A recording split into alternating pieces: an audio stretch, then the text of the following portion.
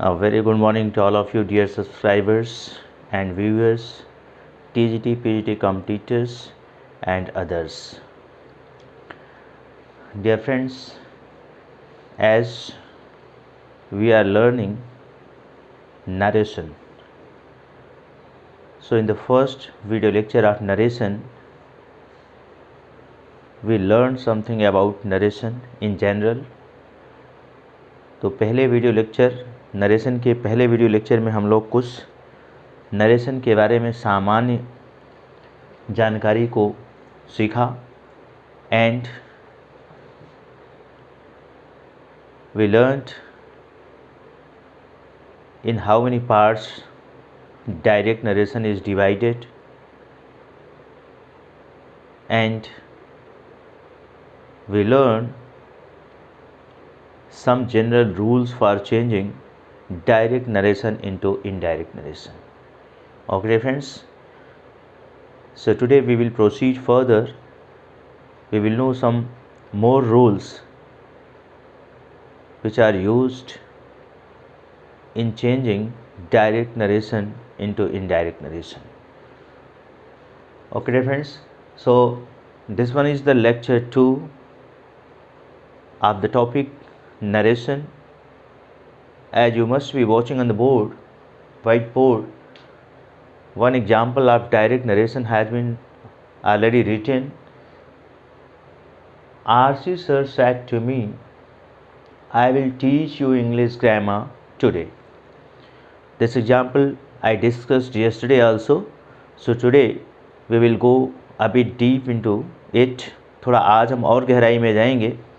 So dear friends, it is very clear that the direct narration is divided into two parts. One part is before inverted comma, other part is within inverted comma. So within inverted comma जो है sentence वो है speaker की speech, narrator का narration, और inverted comma से बाहर जो है वो है रिपोर्टिंग वर्ब, रिपोर्टर का स्टेटमेंट. रिपोर्टर मीन्स जिसने नरेटर की स्पीच को लिसन किया और फिर वह उसी स्पीच को, नरेटर की स्पीच को अन्य व्यक्ति से बता रहा है, वही है रिपोर्टर. ओके फ्रेंड्स, सो इस एग्जाम्पल में RC sir said to me, who is reporter, who is reporting RC sir's speech और narration. I will teach you English grammar. Who is narrating? Who is reporting? It is me. So who is the reporter in this example? Me. So here me is reporting. Me is telling to other person the statement of RC sir, the narration of RC sir that I will teach you English grammar. This RC sir said. इसको RC sir ने कहा, किससे कहा? एक व्यक्ति से. वह व्यक्ति जब उस स्टेटमेंट को दूसरे से कह रहा है, वो रिपोर्टर है, तो अपने आप को वो क्या कहेगा? मुझसे कहा. तो ये मी क्या है? Reporter. RC sir said to me, यानी वो पर्सन कह रहा है कि आरसी सर ने मुझसे कहा. क्या कहा? जो उन्होंने कहा वो रिपोर्टेड स्पीच इन्वर्टेड कामा के अंतर्गत लिखा गया. I will teach you English grammar today. Okay friends, I hope and this is very clear to you now कि who is reporter, speaker, narrator and reporter. Reporter वो होता है जो speaker की बात को सुन करके ओरल या लिखित रूप में दूसरे से बताता है, दूसरे को कन्वे करता है. तो यहाँ पर आरसी सर के स्टेटमेंट को आई will teach you English grammar, ये मी कोई पर्सन है, वो जो है रिपोर्टर है, उसने सुना और वो बता रहा है तीसरे से कि आरसी सर सेड टू मी.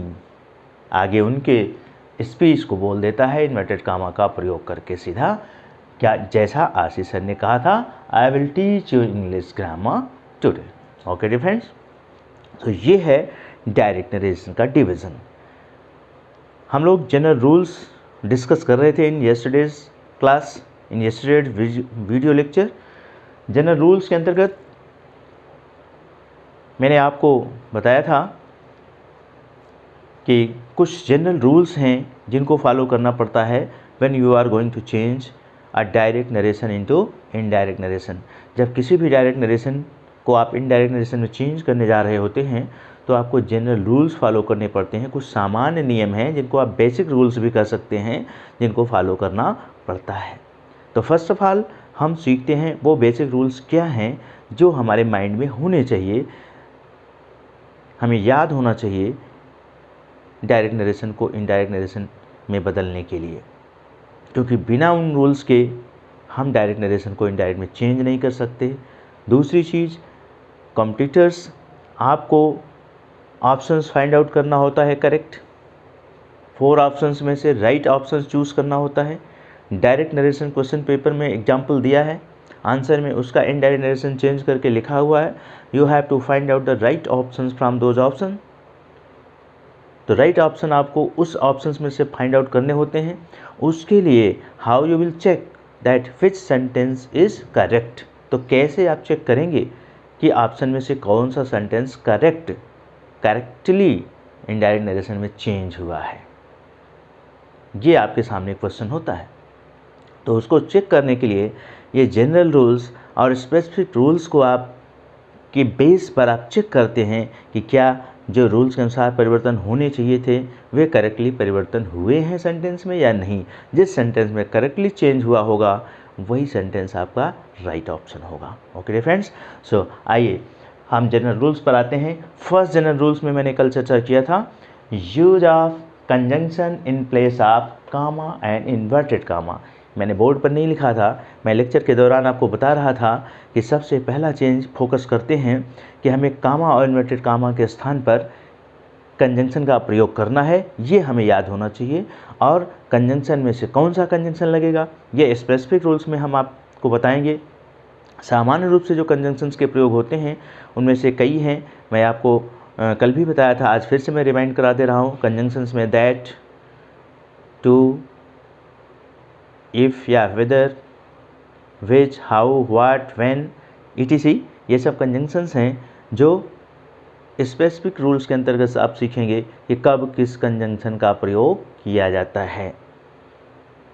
वह डिपेंड करता है उसका प्रयोग रिपोर्टेड स्पीच के सेंटेंस के प्रकार के ऊपर, सेंटेंस के मीनिंग के ऊपर उसका प्रयोग किससे डिसाइड होगा। रिपोर्टेड स्पीच के सेंटेंस किस प्रकार का है, उसका भाव क्या है, उसकी मीनिंग क्या है, इन सब के आधार पर कंजंक्शन का प्रयोग किया जाता है। ओके, प्रायः वो रिपोर्टेड स्पीच के प्रकार के आधार पर प्रयुक्त होते हैं। रिपोर्टेड स्पीच या से प्रकार से तात्पर्य है कि उसका सेंटेंस किस प्रकार का है। उसका सेंटेंस, रिपोर्टेड स्पीच का सेंटेंस, इन्वर्टेड कामा के अंतर्गत आने वाले रिपोर्टेड स्पीच का सेंटेंस असर्टिव है कि इंट्रोगेटिव है कि इम्परेटिव है कि ऑप्टेटिव है कि एक्सक्लेमेटरी है। इन पांचों में से किसी न किसी प्रकार का वो सेंटेंस होगा। उसी प्रकार पर जो है हम सेंटेंस को देख करके कंजंक्शन का प्रयोग करते हैं, क्योंकि असर्टिव सेंटेंस के लिए हमेशा दैट कंजंक्शन का प्रयोग किया जाता है। इंट्रोगेटिव सेंटेंस इन्वर्टेड कामा के अंतर्गत आता है तो इफ़ या वेदर का प्रयोग किया जाता है। स्पेशली हम विशेष रूप से आपको बताएंगे जब इंट्रोगेटिव सेंटेंस लेंगे। और इम्परेटिव सेंटेंस के लिए कंजंक्शन प्रायः टू का प्रयोग किया जाता है। एक्सक्लेमेटरी सेंटेंस और ऑप्टेटिव सेंटेंस के लिए आवश्यकता अनुसार दैट या अन्य किसी कंजंक्शन का प्रयोग किया जाता है। वो सब लेटर ऑन डिटेल्स में देखेंगे। फिर सेकंड चेंज आपको बताया था, change in the verb of reporting part. Reporting part की वर्ब में परिवर्तन। रिपोर्टिंग पार्ट आप समझ रहे होंगे, ये आपका रिपोर्टिंग पार्ट है। ये Ashish said to me, inverted comma के बाहर वाला भाग, ये आपका रिपोर्टिंग पार्ट है। इसमें वर्ब क्या है, सेड।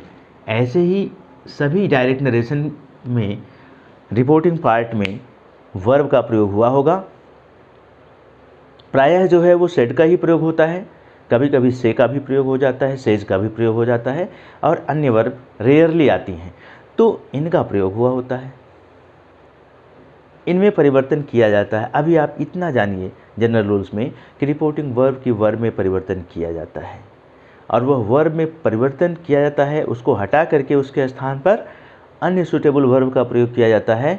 तो वो जो है उनमें भी कई हैं, जैसे कंजंक्शन कई हैं, सूटेबल कंजंक्शन का प्रयोग किया जाता है। ऐसे ही रिपोर्टिंग वर्ब कि वर्ब को जब आप रिप्लेस करते हैं तो उसके लिए भी सेंटेंस के प्रकार और भाव के अनुसार कई सूटेबल वर्ब्स होती हैं जिनका प्रयोग किया जाता है, जिसको हम स्पेसिफिक रूल्स के अंतर्गत बाद में डिटेल्स में स्टडी करेंगे और आगे जब बढ़ेंगे। तो अभी आप जनरल रूल्स में माइंड में इतना रखने की ज़रूरत है कि रिपोर्टिंग वर्ब जो भी होती है वह चेंज होती है। ओके डियर फ्रेंड्स, वो चेंज हो करके कभी कभी इसके स्थान पर, रिपोर्टिंग वर्ब के स्थान पर कभी कभी टोल्ड लगता है, कभी कभी टेल या टेल्स लगता है, कभी कभी आर्डर्ड, रिक्वेस्टेड, कमांडेड, इन सब में से कोई यूज हो जाता है, सजेस्टेड, एडवाइज्ड, आस्क्ड, इंक्वायर्ड। तो ये सब बहुत से वर्ब्स हैं जिनका प्रयोग रिपोर्टिंग वर्ब के स्थान पर रिपोर्टेड स्पीच के सेंटेंस के भाव के अनुसार, के प्रकार के अनुसार किया जाता है। ओके डिफ्रेंड्स, सो ये दोनों अब आपको बिल्कुल क्लियर हो गया होगा। कल हो सकता है कुछ कम क्लियर रहा हो, लेकिन आज के वीडियो लेक्चर में मुझे पूरा विश्वास है that it is clear to you now, कि अब आपको ये पूरी तरह से क्लियर हो गया होगा। ओके डिफ्रेंड्स, सो आइए थर्ड चेंज क्या है जनरल रूल्स में? Change in the tense of reported speech. Third change in the tense of or reported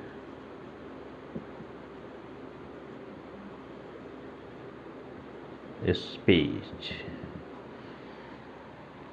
Change in the tense of reported speech. Dear friend, third change जो है वो change in the tense of reported speech. Reported speech से अब आप परिचित हो चुके हैं। रिपोर्टेड स्पीच इन्वर्टेड कामा के अंतर्गत प्रयुक्त सेंटेंस, नरेटर का नरेशन, स्पीकर का स्पीच, वही रिपोर्टेड स्पीच है। तो उसके टेंस में परिवर्तन किया जाता है। फिर से आपको बेसिक स्ट्रक्चर का यूज़ आ गया, टेंस पहचानने का यूज़ कि जो मैंने रूल्स बताए थे वो फिर से आपको यहाँ पर उपयोग में आ रही है। अगर आप सेंटेंस का टेंस नहीं पहचान पाते हैं तो फिर डायरेक्ट नरेशन को इनडायरेक्ट में भी नहीं बदल पाएंगे। जैसे एक्टिव को पैसिव में बदलने के लिए टेंस की पहचान करना ज़रूरी था, वैसे भी डायरेक्ट नरेशन को इनडायरेक्ट नरेशन में चेंज करते समय भी थर्ड चेंज जो है वो change in the tense of reported speech है। तो change in the tense of reported speech के टेंस में परिवर्तन करना है। यह परिवर्तन तो तभी कर पाएंगे जब आप रिपोर्टेड स्पीच के टेंस को पहचान पाएंगे, है ना डियर फ्रेंड्स? गाइस, जब आप रिपोर्टेड स्पीच के टेंस को पहचान पाएंगे तभी आप उसके टेंस में परिवर्तन कर पाएंगे। तो टेंस पहचानने का जो तरीका है, verb, helping verb and verb form को याद रखना।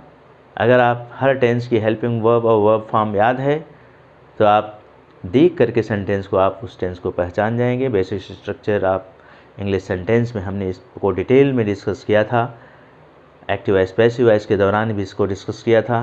तो फिर से उस पर ज़्यादा डिटेल में जाने की ज़रूरत यहाँ पर आज इस टॉपिक के अंतर्गत नहीं है। तो आई होप कि आप सभी लोग सेंटेंस की टेंस को पहचान लेते हैं। ओके डियर फ्रेंड्स, तो अगर आप टेंस पहचान लेते हैं रिपोर्टेड स्पीच के सेंटेंस को, तो उसको बदलना है। उसके बदलने के लिए सर्टेन रूल्स हैं, वो रूल्स को आप देखिए। सबसे पहले तो ये जानिए कि रिपोर्टेड स्पीच के सेंटेंस का टेंस कब बदलता है और कब नहीं बदलता है। तो पहली बात तो ये है कि रिपोर्टेड स्पीच का टेंस तभी बदलता है जब रिपोर्टिंग वर्ब आपकी पास्ट टेंस में होती है। यहाँ पर आप देख रहे हैं रिपोर्टिंग वर्ब, ये है आपकी रिपोर्टिंग वर्ब सेड। तो रिपोर्टेड स्पीच के टेंस को बदलने से पहले आप रिपोर्टिंग वर्ब को देखिए कि क्या रिपोर्टिंग वर्ब आपकी पास्ट टेंस में है। अगर वो पास्ट टेंस में है तब रिपोर्टेड स्पीच के टेंस को बदलने के बारे में सोचिएगा। अगर वो पास्ट टेंस में नहीं है, मान लो रिपोर्टिंग वर्ब आपकी जो है प्रेजेंट टेंस में है, यहाँ लिखा है RC sir says to me, okay, RC sir has said to me, ये प्रेजेंट टेंस है, या फ्यूचर टेंस में है RC sir will say to me. अगर इस तरह से प्रेजेंट या फ्यूचर टेंस में रिपोर्टिंग वर्ब की वर्ब है तो रिपोर्टेड स्पीच के टेंस में परिवर्तन इनडायरेक्ट बनाते समय नहीं होगा।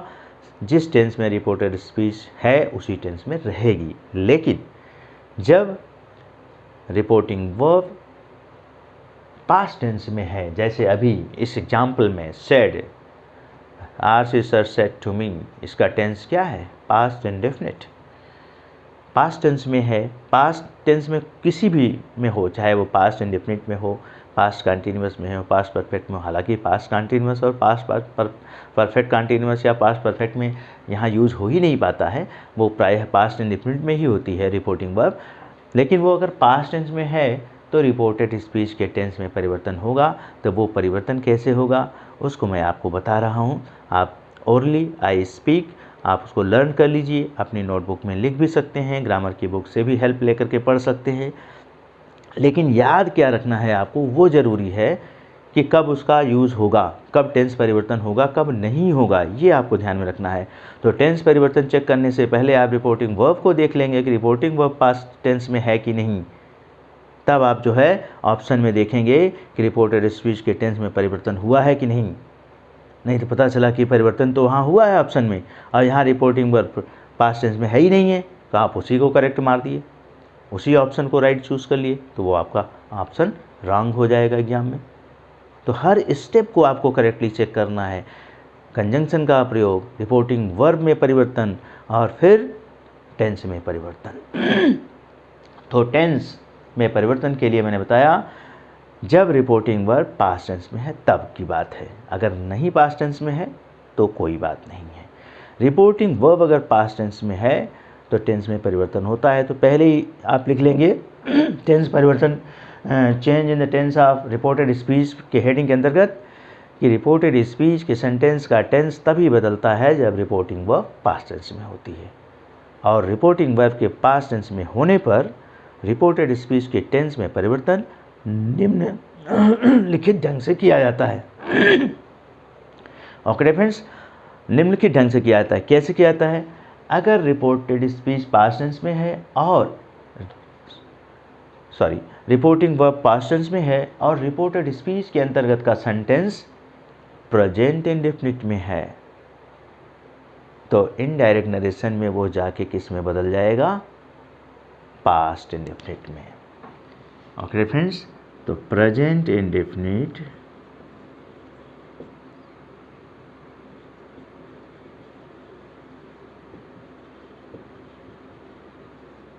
Change into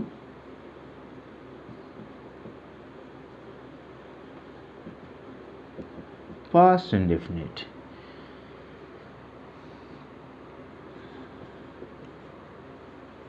direct,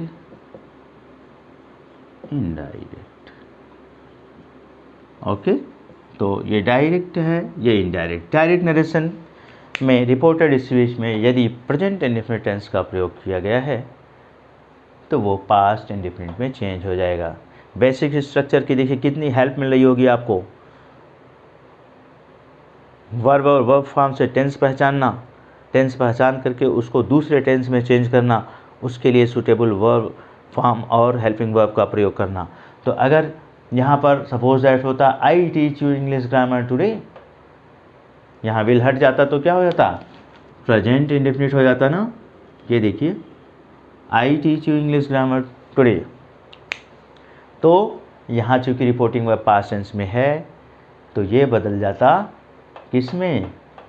present tense बदल जाता है पास्ट इंडेफिनिट में, प्रेजेंट इंडेफिनिट पास्ट इंडेफिनिट में। तो टेंस बदलने के लिए आप क्या बदलेंगे, हेल्पिंग वर्ब और वर्ब की फॉर्म को चेंज करेंगे टेंस के रूल्स के अनुसार। ओके डियर फ्रेंड्स, बाकी अभी प्रैक्टिस के दौरान आप और अच्छे से सीखेंगे, अभी आप लर्न करते चलिए। तो प्रेजेंट इंडेफिनिट पास्ट इंडेफिनिट में इसी तरह से क्रमानुसार प्रेजेंट कंटीन्यूअस पास्ट कंटीन्यूअस में चेंज होता है, present perfect past perfect tense में चेंज होता है, present perfect continuous tense past perfect continuous tense में चेंज होता है। ये आप लिख लेंगे, मैंने एक लिख दिया है। इसी तरह से प्रेजेंट के चारों जो है क्रमानुसार पास्ट में चेंज हो जाते हैं। ओके, अब आता है आपका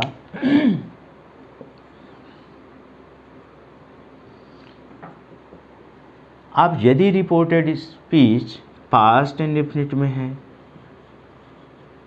पास्ट इंडेफिनिट में, तो पास्ट इंडेफिनिट चेंज हो जाएगा पास्ट परफेक्ट। ओके फ्रेंड्स, तो प्रेजेंट इंडेफिनिट पास्ट इंडेफिनिट में चेंज होता है, प्रेजेंट कंटीन्यूअस पास्ट कंटीन्यूअस में, present perfect tense past perfect tense में, present perfect continuous tense past perfect continuous tense में। लेकिन अगर रिपोर्टेड स्पीच आपका पास्ट इंडेफिनिट में है तो वो पास्ट इंडेफिनिट फिर प्रेजेंट इंडेफिनिट में नहीं बदलता है, बैक आपको नहीं आना है। ऐसी गलती नहीं करना है कि रिपोर्टेड स्पीच अगर पास्ट टेंस में है तो इनडायरेक्ट नरेशन में हम उसको प्रेजेंट इंडेफिनिट बना दें, ऐसा नहीं। Past indefinite change into past perfect, past indefinite अगर है तो पास्ट परफेक्ट में बदल जाएगी। कहने का मतलब, अगर यहाँ पर मान लीजिए टीच की जगह टाट होता तो वो पास्ट इंडेफिनिट हो जाता ना, विल ऑलरेडी हम गायब किए हुए हैं, तो टीच की जगह टाट होता तो पास्ट इंडेफिनिट हो जाता कि नहीं हो जाता, हो जाता ना, सेकंड फॉर्म ऑफ वर्ब प्रयुक्त हो जाती। तो टाट की जगह आप क्या लिखते, पास्ट परफेक्ट टेंस है। पास्ट परफेक्ट टेंस में आपको याद आ जाना चाहिए फट से कि हैड का प्रयोग और वर्ब की थर्ड फॉर्म का प्रयोग। तो टाट की जगह आप क्या लिख देते, हैड टाट। टाट के प्लेस पर क्या लिख देते,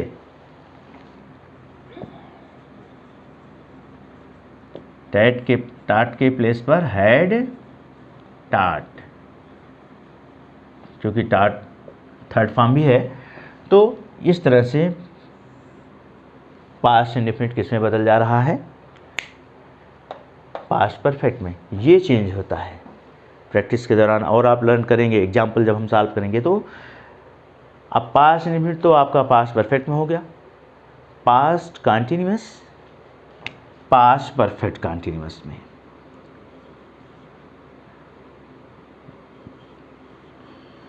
पास्ट कंटीन्यूअस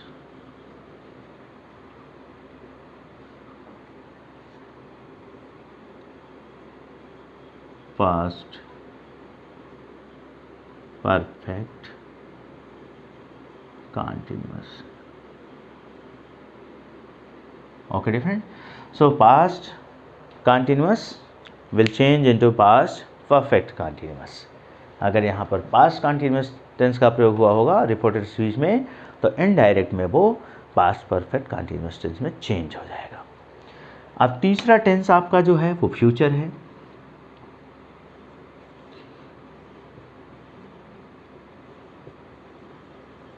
फ्यूचर में आपने देखा होगा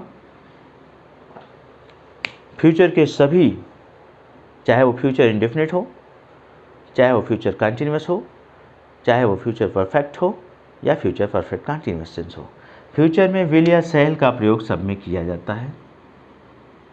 विल या शैल, विल या शैल का प्रयोग होता है फ्यूचर में कॉमन रूप से, चाहे इंडेफिनिट हो, चाहे कंटीन्यूअस हो, चाहे परफेक्ट हो, चाहे परफेक्ट कंटीन्यूअस टेंस हो, जबकि अन्य में अलग अलग यूज होते हैं। लेकिन फ्यूचर टेंस में हेल्पिंग वर्ब विल या शैल ही प्रयुक्त होती है। सभी टेंस में थोड़ा और कुछ जुड़ जाते हैं, वो अलग की बात है, लेकिन कॉमन रूप से जो है विल या शैल का प्रयोग किया जाता है। इसके साथ कंटीन्यूअस में बी लग जाता है, परफेक्ट में हैव लग जाता है, परफेक्ट कंटीन्यूअस टेंस में हैव बीन लग जाता है, लेकिन विल या शैल रहता है। तो उनको हमें नहीं चेंज करना है, सिर्फ विल या शैल को ही चेंज किया जाता है। अगर यहाँ पर विल का प्रयोग हुआ है, देख रहे होंगे, आई will teach you English grammar, तो ये सेंटेंस आपका फ्यूचर टेंस में है, इंडेफिनिट टेंस में है, फ्यूचर इंडेफिनिट में विल या शैल का प्रयोग होता है। तो ये विल या शैल का जो यूज है, या विल या शैल जो है, यही चेंज हो जाता है वुड या शुड में। उसके स्थान पर क्या प्रयोग कर देते हैं, वुड या शुड। इसको चेंज करते समय हम ये ध्यान देंगे, इनका प्रयोग सब्जेक्ट के अनुसार होगा। रिपोर्टेड स्पीच के सब्जेक्ट वो प्रैक्टिस के दौरान आप सीख जाएंगे। इतना आप याद रखिए, विल या शैल के स्थान पर शुड या वुड का प्रयोग किया जाता है। इसी तरह से डियर फ्रेंड, रिपोर्टेड स्पीच में यदि मॉडल वर्ब्स का प्रयोग किया गया है, मॉडल वर्ब्स मे या कैन, तो मे या कैन की जगह, मे की जगह माइट और कैन की जगह कुड। मे की जगह मॉडल वर्ब्स,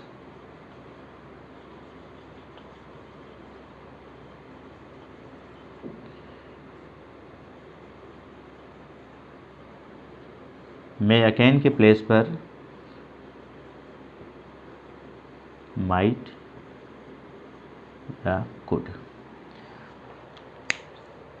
ओके फ्रेंड्स, इसी तरह से मॉडल वर्ब में और भी हैं। शुड है तो वो तो ऑलरेडी शुड ही रहेगा, वुड है वो भी वुड ही रहेगा, मस्ट है, मस्ट के स्थान पर प्रायः मस्ट का ही प्रयोग किया जाता है, ऑट टू है, ऑट टू के स्थान पर प्रायः ऑट टू का ही प्रयोग किया जाता है। तो मॉडल वर्ब में सिर्फ आपको जो ध्यान देने की ज़्यादा ज़रूरत है वो मे या कैन पर है, क्योंकि मे की जगह पर माइट और कैन की जगह पर कुड। मॉडल वर्ब के रूप में अगर विल का प्रयोग किया गया है, शैल का प्रयोग किया गया है, तो वो ऑलरेडी जैसे टेंस में वुड या शुड में चेंज हो रहा है, वैसे ही मॉडल वर्ब के रूप में भी प्रयुक्त होगा, तो वुड या शुड में चेंज हो जाएगा। ओके डियर फ्रेंड्स, सो ये है third rules, change in the tense of reported speech. तो रिपोर्टेड स्पीच के टेंस में चेंज आपने देख लिया, कैसे चेंज किया जाता है। Okay dear friends, so I hope now it is clear to all of you. I rub it.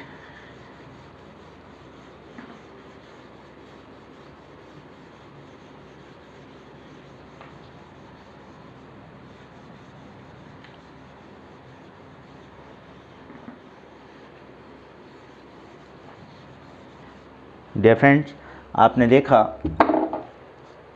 कैसे चेंज किया जाता है, और यह चेंज तब होता है जब रिपोर्टिंग वर्ब पास्ट टेंस में होती है, ये रिपोर्टिंग वर्ब।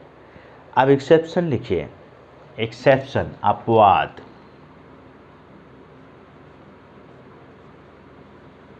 एक्सेप्शन अपवाद।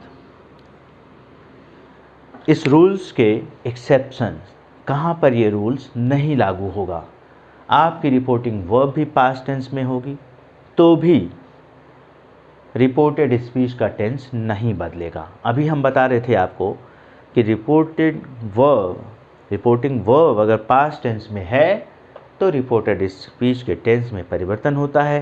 परिवर्तन करने के मैंने रूल्स भी आपको बता दिए कि कैसे वो चेंज होता है। अब मैं कह रहा हूँ कि रिपोर्टिंग वर्ब पास्ट टेंस में है, फिर भी कुछ ऐसी कंडीशन है जब रिपोर्टेड स्पीच के टेंस में कोई परिवर्तन नहीं होगा। वो कंडीशन क्या है उसको आप लर्न कर लीजिए। यदि रिपोर्टेड स्पीच में कुछ ऐसी बात कही जा रही है जो सत्य है, सार्वभौमिक सत्य है, यूनिवर्सल ट्रुथ है, साइंटिफिक फैक्ट है, वैज्ञानिक सत्य है, तथ्य है, मैथमेटिकल रिजल्ट्स हैं, गणितीय सत्य है, परिणाम है, भौगोलिक रूप से सत्य है, ज्योग्राफिकल फैक्ट है, या कोई प्रोवर्ब है रिपोर्टेड स्पीच में, तो उसके टेंस में परिवर्तन नहीं होगा। ओके डियर फ्रेंड्स, जैसे अगर कहें यहीं से रिपोर्टेड स्पीच लीजिए। RC sir said, reporting verb said. अब आरसी सर सेड यहाँ पर क्या बोले हैं, I will teach you English grammar today, लेकिन RC sir said to me the sun rises in the east. अब मान लीजिए आरसी सर की रिपोर्टेड स्पीच ये है, the sun rises in the east. Okay friends, RC sir said to me the sun rises in the east. अब इसको, जबकि reporting verb वही है, सेड पास्ट में है, लेकिन रिपोर्टेड स्पीच में जो सेंटेंस है वो क्या है, the sun rises in the east. ये यूनिवर्सल ट्रुथ है। सूर्य पहले भी तीनों कालों में सत्य है, पूर्व में निकलता था, आज भी निकलता है, आने वाले समय में भी निकलेगा। तो अगर इस तरह से सेंटेंस का रिपोर्टेड स्पीच में प्रयोग किया गया है तो इसका टेंस ये नहीं बदलेगा। यानी वर्ब प्रेजेंट इंडेफिनिट टेंस में है तो इनडायरेक्ट नरेशन में भी प्रेजेंट इंडेफिनिट टेंस में रहेगी। सब परिवर्तन होगा लेकिन टेंस परिवर्तन नहीं होगा। ओके डियर फ्रेंड्स, इसी तरह से मान लीजिए RC sir said 2 and 2 make 4,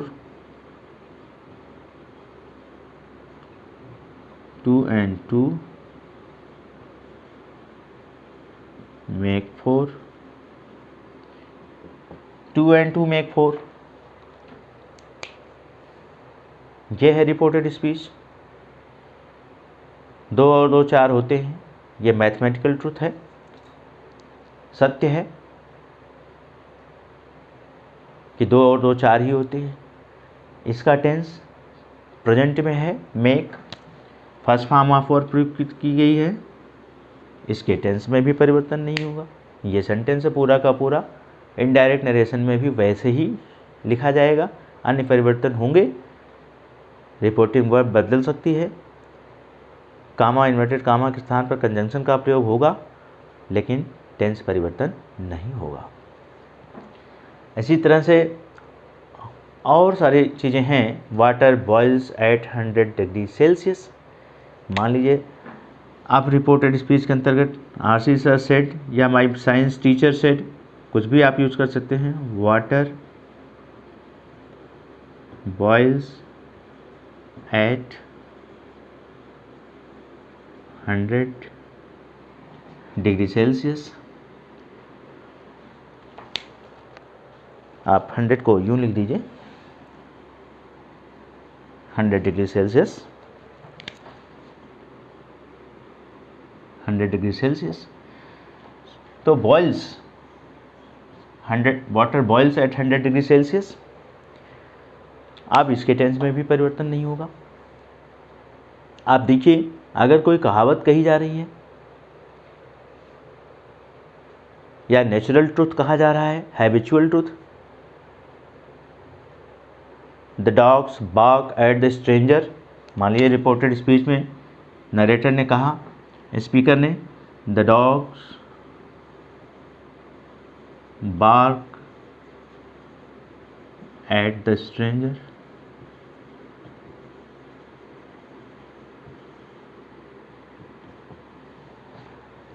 तो ये हैबिचुअल ट्रुथ है, नेचुरल ट्रुथ है कि कुत्ते अजनबी पर भौंकते हैं, the dogs bark at the stranger. तो इसके टेंस में भी कोई परिवर्तन नहीं होगा। इनडायरेक्ट नरेशन में होते समय भले ही रिपोर्टिंग वर्ब आपकी पास्ट टेंस में होगी, पर इनडायरेक्ट नरेशन में रिपोर्टेड स्पीच के टेंस में परिवर्तन नहीं होगा। ये सब एक्सेप्शंस हैं। कुछ और एग्जाम्पल्स मैं बोल दे रहा हूँ, आप सुन लीजिए।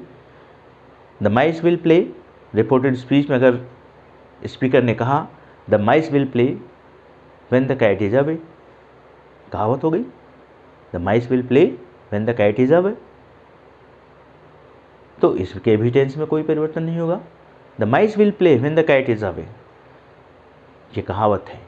तो डियर फ्रेंड्स, तो इन तरह से जो यूनिवर्सल फैक्ट्स हैं, ये अगर रिपोर्टेड स्पीच के अंतर्गत प्रयुक्त होते हैं तो भले ही आपकी रिपोर्टिंग वर्ब पास्ट टेंस में होगी, पर इनडायरेक्ट नरेशन में चेंज करते समय रिपोर्टेड स्पीच के टेंस में कोई परिवर्तन नहीं होगा। सो डियर फ्रेंड्स, इस तरह से आपने आज देखा third rules of general rules. General rules का तीसरा rules change in the tense of reported speech को आपने स्टडी किया। इसके एक्सेप्शंस को भी देखा कि कब जो है रिपोर्टेड स्पीच के टेंस नहीं बदलेगा और कब बदलेगा। आई होप ये आपको पूरी तरह से क्लियर हो गया होगा। डियर फ्रेंड्स, इन रूल्स को आप लर्न करते चलिएगा। वैसे जो टीजीटी पीजीटी कॉम्पिटिटर्स हैं उनसे तो मुझे उम्मीद है कि उनको पहले से ही ये रूल्स लर्न होंगे, याद होंगे, और बस उनको सेंटेंस में इनको क्विकली यूज़ करने की ज़रूरत है कि कितनी जल्दी उनका माइंड रिकॉल करता है रूल्स, कितनी जल्दी वो फर्स्ट ग्लैंस पर एरर को फाइंड आउट कर पाते हैं। उनको ये प्रैक्टिस करनी है। जो न्यू लर्नर हैं उनके लिए वो फिर से रूल को ढंग से लर्न कर लेंगे। और मैं एक चीज़ और आपसे कहना चाहूँगा कि यदि आप मेरे उन वीडियो लेक्चर्स को आप नहीं देखे हैं जो मैंने basic structure of English sentence के 4 वीडियो लेक्चर्स बना के अपलोड किया है, वॉइस के, active voice and passive voice के 8 लेक्चर्स टोटल हमने अपलोड किया है, तो पहले आप अगर ग्रामर की बिगनिंग कर रहे हों तो सबसे पहले उन वीडियो लेक्चर्स को आप ज़रूर देखिए, उनसे देख करके नोट्स बनाइए और धीरे धीरे ऑटोमेटिकली आपको रूल्स लर्न हो जाएगा। और तब आप जो है डायरेक्ट नरेशन के लेक्चर्स को देखना शुरू करिए और डायरेक्ट नरेशन की प्रॉब्लम को सॉल्व करना शुरू करिए। ओके फ्रेंड्स, मुझे पूरा विश्वास है कि आप अगर उन वीडियो लेक्चर्स को देख करके नरेशन पर आएंगे तो आपको नरेशन समझने में कोई प्रॉब्लम नहीं आएगी, क्योंकि तब तक आपको ये रूल्स जो मैं अभी बता रहा हूँ टेंस पहचानने का और जो रूल्स मैं बता रहा हूँ वो सब आपके माइंड में लर्न हो चुके होंगे। सिर्फ आपको उनको रिकॉल करके स्पीड बढ़ानी होगी कि जल्दी से वो आपके माइंड में रिकॉल्ड हो जाएं जब आप सेंटेंस को देखें। Okay friends, so I think आज के वीडियो लेक्चर के लिए इतना पर्याप्त है नरेशन में। नेक्स्ट वीडियो लेक्चर में हम कुछ 2 और रूल्स हैं जनरल रूल्स में, उनको सीखेंगे। वो है 2 रूल्स में change in the pronoun of the reported speech. तो रिपोर्टेड स्पीच के अंतर्गत आने वाले प्रयुक्त होने वाले प्रोनाउंस में परिवर्तन आप देखेंगे और अदर चेंज देखेंगे, कुछ अदर चेंज। इनके बारे में हम डिटेल में नेक्स्ट वीडियो लेक्चर में डिस्कस करेंगे और उसके बाद कुछ एग्जांपल्स भी आपको करके दिखाएंगे। So dear friends, so it is all for today. हाँ, at last I would like to again appeal to you कि अगर आप लोग मेरे video RC English classes channel को सब्सक्राइब नहीं किए हैं, first time video lecture views कर रहे हैं, तो आप उसको सब्सक्राइब कर लीजिए। और सब्सक्राइब करके जैसे मैंने अभी बताया कि आप basic structure of English sentence को देखिए, जो कि वो बेसिक स्ट्रक्चर है। उसके बाद एक्टिव वॉइस पैसिव वॉइस को स्टडी करिए, फिर नरेशन की टॉपिक पर आइए। नो डाउट आपको नरेशन पूरी तरह से समझ में आएगा। सिर्फ आपको ज़रूरत पड़ेगी अलग अलग प्रकार के एग्जाम्पल्स की प्रैक्टिस करने की। मैंने आर्टिकल्स पर भी 6 वीडियो लेक्चर बना रखे हैं, उनको भी आप आर्टिकल के यूज ऑफ आर्टिकल पर आप देख लीजिएगा। उसके बाद आप जैसे मुझसे जुड़ जाएंगे, सब्सक्राइब हो जाएगा आपका आर्ट्स इंग्लिश क्लासेस का चैनल। आने वाले वीडियो लेक्चर्स जब मैं बना करके डालता जाऊंगा, जैसे जैसे अपलोड करता जाऊंगा, आपको नोटिफिकेशन भी मिल जाएगी और ईज़िली आप एक सीक्वेंस में पढ़ते जाएंगे क्रम से, धीरे धीरे। ये नहीं कि वीडियो लेक्चर्स तो सब कुछ बहुत सारे अपलोड हैं, एक ही दिन में आप पूरा देख लीजिए, ऐसा नहीं। एक दिन में आप अगर बिल्कुल बिगिनिंग कर रहे हैं ग्रामर की तो एक ही वीडियो लेक्चर सुनिए, एक से ज़्यादा नहीं। अगर आप पहले पढ़ चुके हैं तो आप 2 भी देख सकते हैं, बस 2 बहुत है। तो इस तरह से 2-2, 3-3 करके, या नए हैं बिल्कुल तो 1-1 करके आप क्रम से देखिए, आपको पूरी तरह से इंग्लिश ग्रामर समझ में आएगा। मेरा ऐसा विश्वास है, एक्सपीरियंस है, अनुभव है। Okay friends, so bye bye, we will see you in the next video lecture.